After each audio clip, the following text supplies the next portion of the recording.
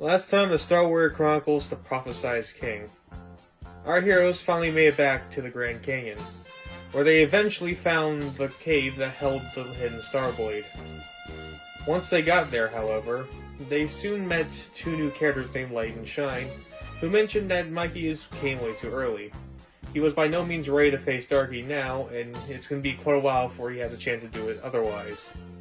Still, after a bit of investigating, they learn a new way to get Mikey prepared, and that he is to undergo the trial of the king. His first step in completing this trial is to receive the Starblade, where after a scuffle with Team Magnet, they eventually do find it. However, it was guarded by Team Magnet's boss, Peterson. They wanted to win a fight where Peterson seemed to have the upper hand. However, Mikey finally managed to receive the Starblade and is ready to take on Peterson with all his might. Episode 8, The Fabled Starblade. The scene is now taken to a dark armory away from Earth. There wasn't much there besides a few weapons and tools. There were two dripped-in armor guards standing in front of the cave, which had cities on cities of civilization.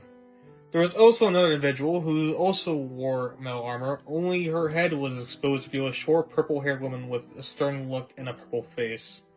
She seemed to be working on some weapon in there as she bangs away at it.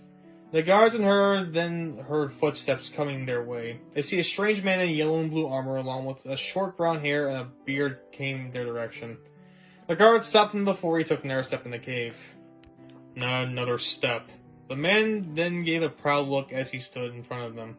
Please, I'm not here to steal anything. We can't be sure of that. Mistress Mira has many weapons that people want. The man then pulled out a bag from his pocket with a grin. Trust me, I have enough to pay. The woman heard them talking and decided to be part of the conversation. Let him in. He clearly isn't a thief. The guards nodded and they let the man pass. He approached her with a stern pose. Mira Orr, Expeditioner of Planet Colis. It's so good to finally meet you. Get to the point. My name is Ebenezer Starticus, the soon-to-be King of Starvania. The woman seemed annoyed as he kept rambling on. I'm kind of in the middle of something, so either you tell me what business you have or leave.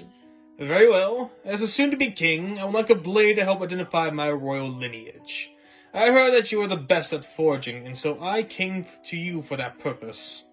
I don't take requests, especially from people who are full of themselves. Why would I make one for you? Ebenezer wrapped the bag and put it on the table beside her. She looks at it and laughs with a slick grin. You think money is going to change my mind? Take a look inside it. You'll find what you're looking for. She rolls her eyes and takes a look. Her expression changed after seeing what it was. Shiny blue rocks that had weird arrows shaped inside it. I heard of this material called schist stones. Not sure exactly what they do, but it would make for some new weapons to forge, wouldn't it? She thinks a little bit more, ties up the bag, and composes herself with a clear thought. I suppose I can make an exception just this once. Follow me. She then leads him to a room away from the cave, and shows him a closet full of swords, maces, and other weapons. As you can see, I forged many weapons in my life. After I discovered this place, I chose this to be my new purpose. They looked around to see all the weapons in the store, but one in particular took his attention. It was a blade dipped in rainbow along with a gray hilt. She noticed him looking at it. Ah yes, the Star Blade, made out of the energy from the stars. This one is unique, as it was the first time I experimented with new materials. I take it that you like? He pulls it out from the shelf. He then presses it a bit by swinging around controllably, and he becomes more comfortable with each swing. This blade will do well for my kingdom. Excellent choice, King Starticus. We are now taken back to the Grand Canyon trial. Sora was still getting up as Peterson held on to David. Mikey looked at him confidently with the star blade still in his hand. Peterson puts David down as he investigates a new challenge. With a cosmic aura unleashed, Mikey walks up closer with the blade on his left. Peterson prepares for attack, and Mikey pulls out the sword to fight. As he did, he notices a beam of light shining through the tip of the blade through Peterson's claws. He tries to go in for a swing, only to notice he teleports clear behind his foe. He looks back to see two slashes cut off two of his claws. Peterson looks at him in panic, and he turns around to see an exhausted Mikey. What just happened? He then turns to see the sword feeling heavier than it was earlier. David gets up in pain, and he walks up in front of Mikey as he tries to keep the hold of the sword. Seems the blade has a mind of its own. David then continues to look at Peterson menacingly. Still, I'll hold him off until you get a grip on that thing. Peterson looked at him angrily, but before he attacked, he felt a beam from Sora as he manages to run up beside them. Don't forget about me just yet. Both of them stood together confidently as Peterson's thoughts began to race. Damn, of all the people. Shan turns David a little disappointed. How about this time we attack as a group and not go on to angry tirades? I have my reasons to be mad at him, but still, you are right. Mikey finally got a grip of the sword and then marched over to them a little less confident. It seemed that the situation was going dicier by the second. Revealing my ability in this place would be bad, so it seems I have no choice. With Cody being the last to climb up the stairs, he sees the three pin Pearson in an advantageous position. Ah, snap! You just got busted by the supreme group of Darky Busters. What you gonna do now? Cody told him more and more as Pearson saw its escape. Well. You bested me today as it stands. However, I'm not giving up just yet. He then forced one of his claws towards the wall of the hallway leading to the room. With a quick swing, he appeared at the entrance and made a mad dash out of the room. A tactical retreat will be mine. You may have won the battle, but this war between us is far from over. I'll be seeing you. David tried to give him a chase, but the others held him back from doing so. Pearson ran all the way down the hall as the other Team Magnet members recovered from the previous battle. They looked over to see Pearson running. Oh good, the boss won! As it's to be expected. Hey boss, hey, was the beating? Pearson looked at him angrily as he continued to run. Not now. We have to retreat. He has the sword. The three of them looked in shock as they followed behind him. They ran out of the cave as they taunted their foes from a distance. The four of them took a deep breath as the battle came to an end. They decided to walk down the hall as Cody helped the injured David walk. A bit reckless, wouldn't you say, buddy? I'm sorry. The moment I saw him, I just stopped thinking. Don't apologize to me. It's your sorry ass that got hurt back there. Still, we did accomplish the trial. We retrieved the blade. Sora seemed cheerful as Mikey studied the sword in his hand. He was still a little confused as the blade became lighter and lighter.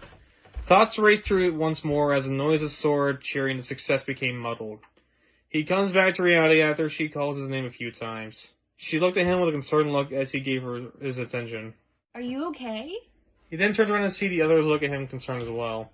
He just continues to look defeated. The more we accomplish, the less I understand everything. It just feels like I really know nothing, and getting the source is making it worse. Perhaps that's part of your trial. They then stopped to see light and shine patiently for them to finish. You traitors, why in God's name did you let those magnet idiots in? If it doesn't involve fate, then we don't get involved. That's stupid. Mikey then approached Lighting with a confused look. Please help me. How do I use this thing? Just what are my powers, and what exactly am I capable of? Lighting then looked at him with a sorrowful look. You're not gonna like this, but that's only for a Starticus to figure out. But I'm the only Starticus that's slept alive. Lighting then turned to him confidently. That's not entirely true. There is another. All four of them looked surprised at this revelation. But I thought all but Mikey died in that raid. You would think that, but there is still one left that can help you. The one who truly understands the Sarticus. He then pulls out his wand once more to show a vision of the person in question. He showed him a picture of a man with brown combed hair, black glasses, gray t-shirt, and orange-brown pants. This man was once the royal scientist of Starvania. His name is Francisco Anaheim. He spent his first few years studying the way of the king. Only he knows what the King of the Stars can do along with the blade. Cody then looked at the picture with glee. He quickly rested David on the wall and sprinted over to the mystical person with excitement. You mean to tell me we're seeing him next? If you want to learn about Cosmic, I implore you to do so. What's so great about him, Cody? Oh, my young friend. Francisco, ever since he made his first invention on Earth, became the most famous engineer here in Arizona. More people built things, myself included, became a fan of his works. I didn't know he was once a royal scientist, but that doesn't matter. If we're going to meet this guy, it's going to be a dream come true for me. He looked over to Mikey to give him an odd look. For us. I meant for us. Sora also gave him a look. She then turned to David for some insight. Don't look at me. I thought you died during the raid. Well, you'll meet him in a city called Scottsdale. He works at a lab there, and it's not that far from the capital. Does he really know my powers? He should, as it was his job to do so. Still, even if he didn't, you would need a good way to get back to Starvania. His intelligence will be quite serviceable to you if you choose to accept. Sora then tugged at Lightning Drove to get his attention. I don't mean to intrude, but can you help my friend here? He's clearly not in the best condition. She points over David, who was breathing heavily. Lightning then turns to her with his pointed look. I'm afraid I can't do that. It's against fate for me to do so. David then limped over to him with a deadly glare. Oh, either I get help from a hospital or you, fate will have me healed. So for the love of God, help me, please. Lightning sighed a noise and just cast a spell on David that made his wound go away. Yet David still felt the pain. Anyway, you best get going. I know it's too early, but Darky is keeping a close watch for your location. I don't suppose you'll be coming with us. Of course not, for it is my job to not do anything against fate. If I were to help you, then it will cause an imbalance. I can only give you information for now. The rest is up to you. Even then, I wish all of you the best of luck in your travels. It won't be easy, but you can succeed. Back at again with fate speech. Is there anything you talk about besides that? Lightning then motioned Mikey to come closer, and he did. Lightning then gave him a brown scarab with a yellow star symbol on it. Remember this, Mikey. Never lose sight of who you are and what you will be. Mikey took it and nodded confidently. He then walked away, waving goodbye to the two bouncers, this time with David not needing help to walk. The walk got to see the sunset from a distance. Funny, that felt shorter than it actually was. Probably because we were too focused on the blade. We should probably rest up before we do anything else. What do you think, Mikey? They then see him continue to look at the sword conflictingly, before he puts it in the scabbard on his back. Sora put her hand on his shoulder for comfort. You will understand it. I know you will. Mikey gave her a half-hearted smile before saying something. How about you rest in the cave, to hide from any other ongoing intruders? Perfect. And then tomorrow we begin our march to find Francisco. I can't wait to finally meet someone with that amount of intelligence. David looked at him annoyed, and also to help better understand Mikey's powers. That too. And then went back to the cave to rest up. Night came as expected, and from a distance within the canyon was Terry walking around the scene. Damn, I knew I saw those four walk down here somewhere. Right on cue, the voice of Fury spoke to him. You already lost him? I thought we were right mere inches away. Terry rolled his eyes and pulled out the mirror beside him. Oh, like you were that much help. Are you seriously that dumb? How about you stop spewing insults at my face? Is it too much trouble to say something positive about me? Terry then gave him a sudden look. Me? What about you? You're nothing but negative to me ever since I got trapped in your body. I can't help it when you constantly do bad things to other people, all because you felt like it. Fury didn't calm down a bit with a flustered expression. You really think of me like that? Do you really want me to go over how many people you killed with your fire?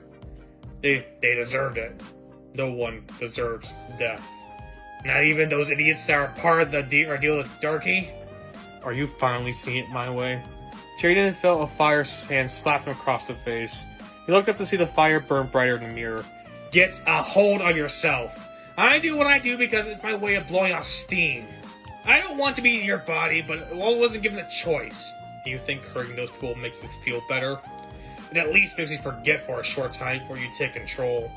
Every day I feel more caged because of my decision he made. Each day my anger for it builds up to the point where I can't control it. And you just make it worse for me. Always try to play the white knight like the good Samaritan you want to be. You don't understand what it's like to be me. At least you get to have the luxury of feeling alive. This made Terry think for a bit before the next thought was brought up. That still doesn't excuse the things you do. Terry just kept looking at him upset. I'm angry too, but taking it out on those people doesn't help. Then what do you propose I do? Throw roses at them? You're no more tame than you are. You have the right to be pissed, and there are better ways of handling it. They both just ugly stare at each other. Then just this once, can we just kill them and get this over with so we can both live normal lives? I don't want to resort to killing. I think of a better idea. Fairy looked at him with intrigue. Okay, Samaritan. If it's giving up, then I'll slap you again. We fake it. Fury's eyes widened at her statement. Are you crazy? I know it seems stupid, but all we have to do is fight them and act like we killed them. If we explain the situation to them, they'll understand. Then, Darky will let both of us go scot-free. Alright, genius. Amazing plan. Except you forgot one little detail. Darky isn't a dumbass. He wouldn't fall for something that stupid. Not only that, but say he does fall for it. He'll just find out we lied, and either A, revert the spell, or B, kill us. What in the love of all that is holy do you think this is a great plan? I'm well aware how smart Darky is. Fortunately, I think I know of a convincing way to trick him. We should be able to get him easily. All you have to do, for once in your life, is trust me. Fury still thought it was a dumb plan, but he had something linger in his mind with a good smile. Whatever. You better know what you're doing. It's gonna be fine. Now let's get back on the hunt. Terry put the mirror back in his pocket as Fury gave a sadistic grin as his reflection vanished. The group was already full asleep. They managed to find ghostly spots to help them rest, except for Mikey. He just lay there looking at the scabbard he'd put right beside him. Just what are you? He spoke quietly so that no one else woke up. When I pulled you out, I felt that you were its own beast. It's almost like you told me I'm not worthy earlier. He then shook his head after they stopped staring at it. Oh, what am I talking about? I'm talking to an inanimate sword. I really need to rest. He took one last look at the sword and then closed his eyes. After a good bit, he started to hear noises that he swore wasn't there before. He then wakes up to find he is no longer in the cave. In fact, he felt like he was farther away from where he was originally. He looked around to see he was in a brick-layer cell that had bars and one window at the top of the room. One more look led him to see a woman chained up on the wall. She seemed beaten up and starving as her clothes were dirty and torn apart. She also had long brown hair with a dour look as her eyes were closed in concentration. She then opens them in defeat. Mikey looked in shock as he slowly approached the beaten woman. Ma'am, I don't mean to intrude, but... He stopped after he heard footsteps come closer. He looked over to see a mysterious figure standing on the door.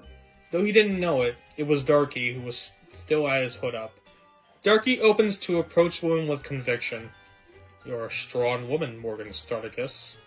Starticus? Don't tell me. The woman looked at the Darky determinedly. My best soldiers couldn't crack you, so color me impressed. Yet he will break. I know one day you'll tell me his location. If you're so desperate to find my son, then why don't you read my mind? Mikey looked even more shocked after this statement. Darky gave a quick chuckle as he kneeled down to her level. I know very well that your ability forbids me to do so. Still, I have other ways to get what I want. Do your worst. I'll never let you get him. Darky then brought his staff close to her face, whispering a spell under his breath. Mikey then decided to take action. Leave her alone! He sprang over with a diving intent to stop him. However, he knows that he went through the wizard as he tried to stop him. Mikey tried over and over with different techniques, but each attempt ended the same way. Why isn't this working? They all then stopped as a voice appeared in the distance. General Darky, the Mangonians are coming in with a counterattack. Darky then stopped the spell casting as Mikey started to back away in fear. He then studied his foe as Darky stands up immediately. What unfortunate timing. These middle bastards are such a pain in the neck. He then turns around and looked down at his prey. We'll continue this later. You will tell me his location. He then walked out a little annoyed. As he did, Mikey tried to keep his breath in check. I can't believe that was him.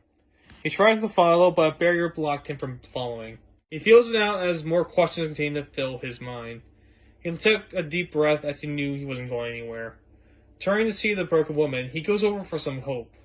Please tell me what's going on. Morgan's face lit up a bit after hearing that sound. Who's there? Mikey also lit up. Wait, you can hear me? Yes, if that's you talking. He then took a good sigh of relief. Thank goodness you can hear me. My name is Mikey Starticus. Her face then gave a warm smile with glee as her eyes widened. Oh my god, it worked this time. What work? Michael, my ability allows me to use telepathy on others. I've been trying to contact you for so long. Why? Oh, Michael, didn't you hear me talking to him? I'm your mother. With a surprised look, Mikey's expression investigated her with some closure. Thank goodness you're still alive. I was beginning to fear that you died. Mom? Tears filled both of their eyes as Mikey tried to go in for a hug, but he just phased right through her. You were trying to hug me just now, right? I wish I could give you one as well. Unfortunately, my ability can't just bring you here. Only your conscience. More tears fell from his eyes. I know how you feel. You won't believe how much I missed you. I remember the day I saw you come into this world with my own eyes. If only I could see you now. But I can see you. Unfortunately, I can't. But talking with you is more than I could ever ask for. Mikey didn't try to sit beside her. He looked at her with a warm look. What did they do to you? I thought you died with Dad. She shook her head with the same smile. Darky managed to kill most of our best soldiers during the raid. I tried to save some of them, but I was too late. He then found me after he heard about the prophecy for you coming to save our kingdom. So instead of killing me, He locked you down here so he can try and get the information from you. you may not know this, but within this cell I kept a close eye on you because I was worried you didn't make it after I saw your dad die. But I wouldn't be able to see you. I can at least know that you were still living. Darky knew this, and he tried to read my mind, but I made sure he had no chance to break me. I held on for 12 years through each and every interrogation, and not once did I give him a clue. Mikey held onto his gas. Are you okay? I'm sorry I had to suffer so much because of me. She looked at him fiercely. You don't need to apologize for anything. You're my son. I'd rather die here than give out one blimp of information to them. You don't need to worry about me. I will continue to hold strong no matter what they'll lose. I don't want you to die. I already lost Dad. I don't want to lose you too. Tears seemed to flood his eyes with Morgan looking at him confidently. I waited 12 years for you to come back. I can wait another 12 if I have to. And while this is happening, I can help you in any way I can. I don't want to hurt you more than I already am. With a calm shake, she gave him the back that warm smile. It's nothing I can handle. I handled your father for 5 years. They both laughed at that statement. Mikey didn't try to simulate lay on her lap. I feel so lost right now. I just started my journey, and I'm now realizing I have no idea what to do with my role and my powers. She nodded understanding. I understand this must be all confusing to you. I would have been surprised if it wasn't. Feel free to ask me anything. He didn't thought for a moment as he got up. If it isn't too much to ask, can you help me understand my powers and role? Of course. I've seen Obadiah's do it. I can at least teach you what he did. Like with the Starblade? Her eyes widened once more. You already got the sword? Just recently. Why? She didn't smile with more glee. My goodness, you're already well on your way. Not really. Lane said it was too late for me, and I needed to complete this trial of the king before I faced Turkey. She didn't laugh at this statement. Don't be discouraged by his words. I'll help in any way I can. I still wish I could see your progress, but I don't think there's any way for me to do that. Megan didn't thought for a moment, and he didn't thought of something. Do you think Francisco can build us something so we can do that? She looked at him in shock. Francisco is still alive? Yeah, Leiden told me that he lives in Scottsdale on Earth. We're going to meet him next, so do you think he can do that? She thought for a moment, and then smiled with pleasure. Making something like that won't be easy. But if anyone can do that, it's him. Go on and try. I'll wait patiently for your return with it. He nodded confidently. You got it. It'll be sooner than you think. I hope. Yet for now, we have to say goodbye. When you're ready, fall asleep thinking about me.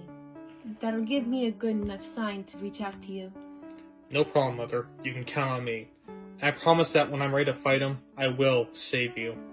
She just calmly smiled at him. A light door appeared on Mikey's right, and he slowly walked over to it while still looking at Morgan. Always remember, Michael, I love you very much, and I'll be happy to do anything for you. Looked back once more with his last tears falling. I love you too, Mom. Stay strong like always. He took one more second to look at her, and he didn't cross the light door as it closed behind him. Their communication has ended, and she didn't want to rest. As she did, the footsteps of Darky came closer. That should take care of that. Are you ready for a little meeting, Miss Storticus? She looked at him fiercely. I'd like to see you try. Morning appeared as Mikey got up slowly. He looked down to see the wet spots of tears on the ground. He also noticed Cody was still asleep, and David and Sora were waiting outside as they watched the sunrise. With morning comes a new day. Like being obvious, don't we? Both laughed as the sun continued to rise. Did you ever watch the sunrise with your gang? Every morning. It's kind of like our good luck charm of sorts. It's pretty much saying that we're up and ready to tackle any obstacle in our way. Sometimes I wish I had that kind of luck. He smiled at her as he shook his head. It's just superstition at the end of the day. Even then, that is the part at least I don't miss about Starvania. The sun? It's further away from it than Earth. It doesn't even shine as bright. In fact, you almost mistake it for it being night all the time for how little that sun brings. Geez, it must be the furthest planet away in that case. But that's just a small nitpick. It's not like it completely affects my day. There are some days I wish that optimism fell on me. She looked down as she took a deep breath. Mind if I tell you something? You don't have to ask. When we go see Francisco, can I sit out while you do so? How come? For personal reasons, that's all. David thought for a moment before he spoke back to her, but ultimately decided against it. It's your choice. Though for face value, is it because of bad memories? She looked at the sun in sorrow. You can say it's kind of like the way you feel with Peterson. Only difference is that it's not directly towards Francisco. I see. I'll leave it at that then. But don't get me wrong, I'm still willing to help out. Of course, of course. Just remember that all this is your choice. You can help out as much as you like, but if you have limits, then I'm not going to force you to push it. Right, thanks for understanding. Hey, I've been there. Don't ever get on twice your age.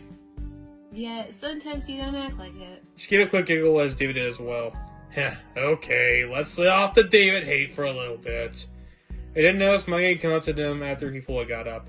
Morning, buddy. How's the sleep? He remembered the conversation he had last night, and he looked at them motivated. Let's just say that I'm ready to go find Francisco. They didn't see Cody walk up behind him, half asleep. Get to hear. I'd rather prepare myself if my tired face isn't enough evidence. They all laughed once more as Cody tried to yawn away the rest of his sleep. They spent the next few minutes eating breakfast, packing up, and getting ready for the next quest. Alright, Scottsdale is quite a ways south. We should be able to get there in 2.5 days if we're fast enough. So let's hope we are. They didn't begin to march, but they were stopped as they heard a familiar voice come from above. I wouldn't be going to Scottsdale anytime soon if I were you. All four of them looked up to see an individual who was all too familiar. It was Terry, who was standing on the rock above them. Terry? Finally found you. Took a few minutes there. Should have known you went to an obvious cave. What do you want from us? We heard you made a deal with someone. Oh, don't worry about it. Your question will be answered shortly. But first, you and I have some catching up to do. He looked at them fiercely as the shadow of fury swung behind them menacingly.